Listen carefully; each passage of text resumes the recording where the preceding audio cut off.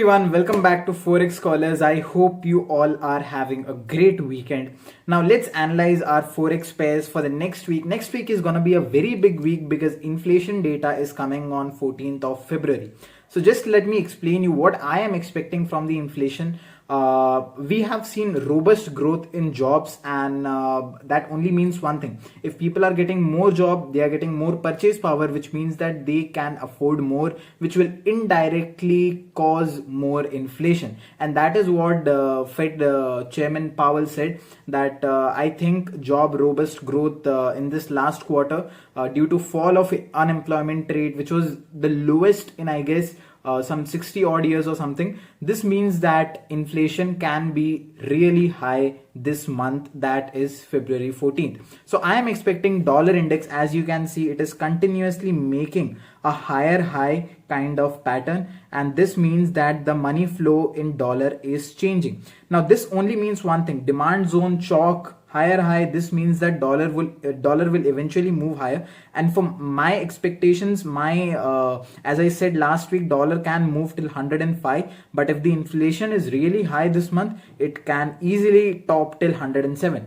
On the lower side, if let us say dollar dumps, or if the inflation is it matches the expectations, or it is little less lower than expected, then I think dollar will still be at a very good place, because the max I see dollar dumping is still 100 levels, 101 levels. It will still be in the demand zone, but yeah, all the USD pairs can start dumping. Now, one of the very good setups that I saw on Friday, and I informed as well in my Telegram channel, was the USD crude oil setup. Now, as you can see, the crude oil has notched very higher since news from Russia came that it is gonna cut its supply, and this led to higher crude oil prices late Friday evening. So this only means that they are very strong on their decision, and the West is gonna face some problems. So I really feel that crude is still gonna jump on from here,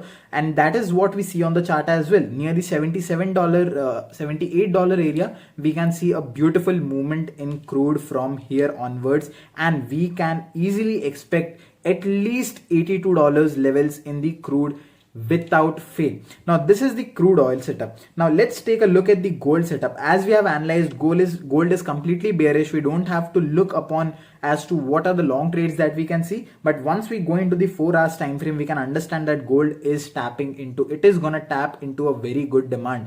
If inflation rises, then gold is gonna dump, and it can come anywhere near $17,080 levels.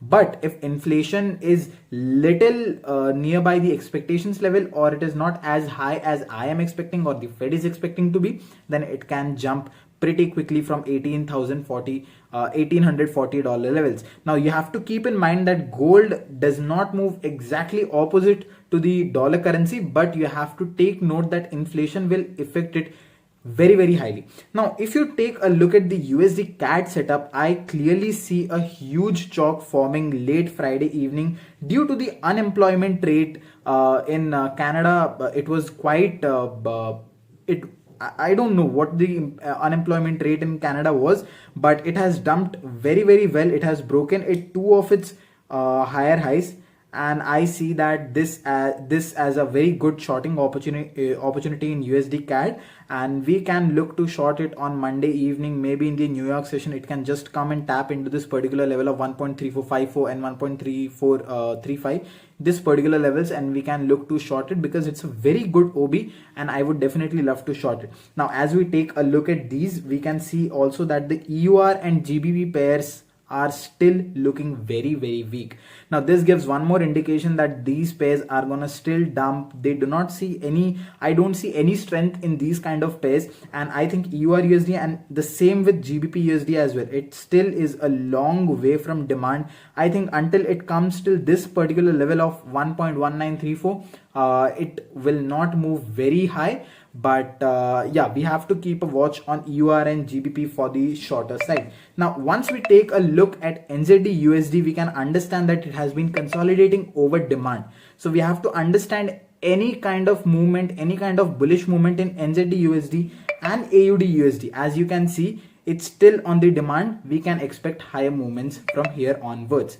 So this is the forex analysis. For next week I will again post videos as to where we can play, what are the trades that I have taken, and meanwhile you can join my Telegram link and you can see my trade ideas as well. If you like my video, please subscribe to my channel, please share it to your trading peers, and let me know about your queries in the comment section below. Thank you so much. I'll see you next week. Bye bye.